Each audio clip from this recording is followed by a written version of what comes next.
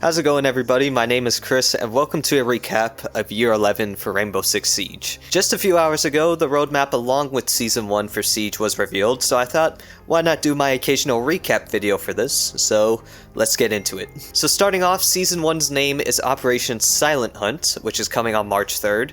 A test server date wasn't given at the panel, but if I had to assume in the previous years, it would probably be February 16th, which is tomorrow. And most of you will know who the operator is for this season, as you've seen him in other games, and that is Solid Snake from the Metal Gear Solid series.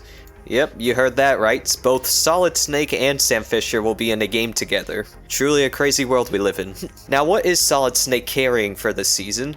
He is a 3-speed 1-health operator and has the F2, which mind you, has a grip, which I believe will go to Twitch as well, and the PMR 90A2 DMR, along with a new sidearm, the Tactic 45, which comes already with a suppressor and a hollow sight, as you can see, and you can even hold a knife along with the pistol, just like how he is in the games. Now for his gadget, he actually has 2 of them, in which the first is a handheld map which can scan the area around him for any traps and presumably enemies. But along with that, the defenders will be alerted to its use, so pretty simple gadget with a pretty simple counter. And the second gadget is a OSP pouch, in which Solid Snake can use to scavenge dead bodies for secondary gadgets to use, so take that as you will. Now onto some balancing for Season 1. The following operators, Scopos, Alibi, Ella, Flores, Ying, and Amaru, are all receiving more focus on balancing for entry and roaming, lining closely with Solid Snake's gadget. And as they showed in the panel, Scopos is getting a hefty bit of buffing, as her robots will be a bit faster and considered 3-speed 1-health operators, along with the cooldown being reduced as well when switching to them. And probably the craziest one too, these robots will actually have Aruni's punch feature now, which I think in my opinion suits them well. Along with this, 3 maps will be modernized in Season 1 from Villa, Oregon, and the one I'm looking forward to the most, Coastline. As for other gameplay features and changes, a new 1v1 mode will be in the game for the arcade mode.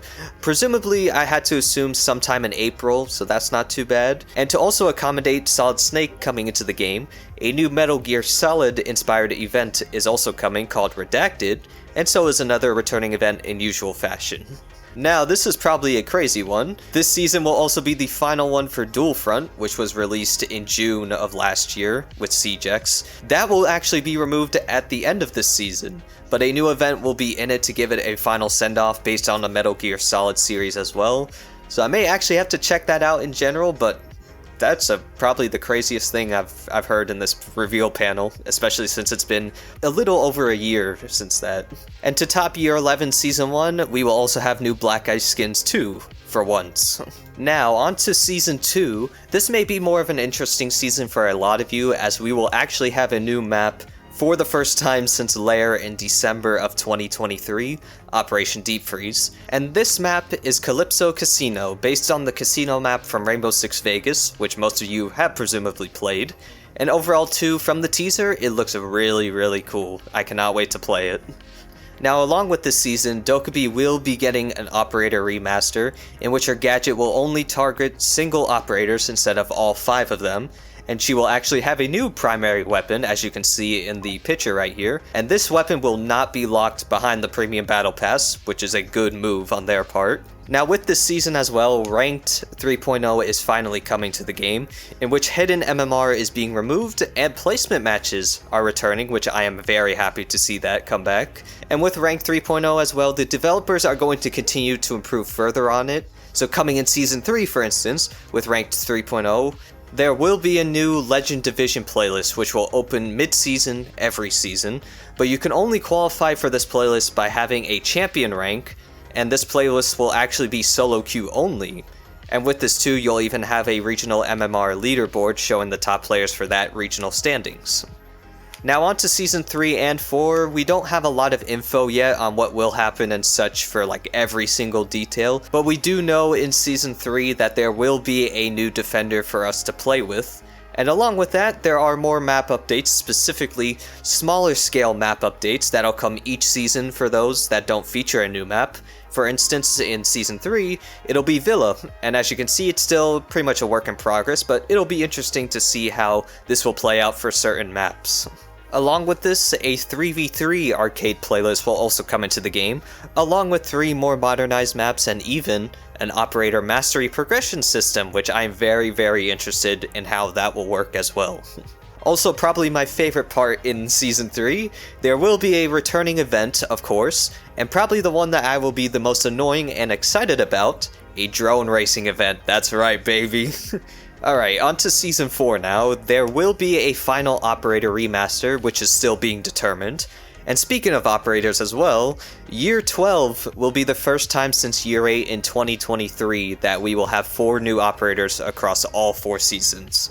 So that's something to definitely be excited about. Now, along with what's to come in Season 4, the Grand Larceny event will also be returning for the first time since 2020. Hostage is getting a rework for competitive play, so I'm sure we'll see it back in ranked sometime soon in late 2026 or 2027. A new in-game social hub is being brought in as well, which gives you an overview of all your friends and even recently met players from recent matches. And overall, this looks way better than Ubisoft Connect, which, mind you, is still a buggy-ass mess.